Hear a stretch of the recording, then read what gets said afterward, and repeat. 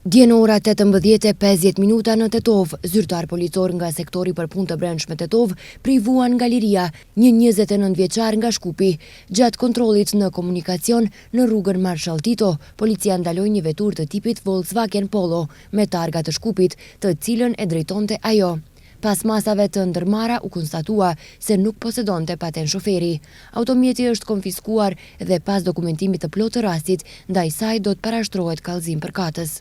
Dje në ora 21:23 në rrugën rajonale Gostivar Gradec, në fshatin Toplic, zyrtar policor nga stacioni policor për siguri në komunikacionin në Gostivar privuan nga liria një 63 vjeçar nga Dobërdolli.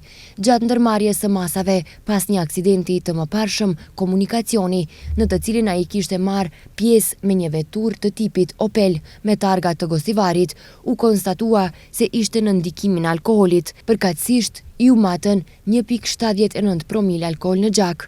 Ai është ndaluar në stacionin policor dhe pas dokumentimit të rastit, ndaj tij do të parashtrohet kallëzim përkatës.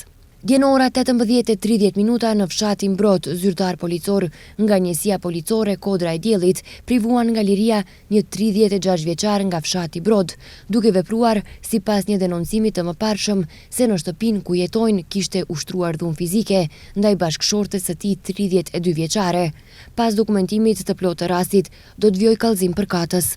Sot në ora 1:20 pas mesnate në rrugën Beliqica në Gostivar, zyrtar policor të Gostivarit privuan nga liria një 45 vjeçar dhe një 39 vjeçar, të dy nga fshati Qegran, komuna Gostivarit, pasi tek ata u gjet dhe u sekuestrua kokainë.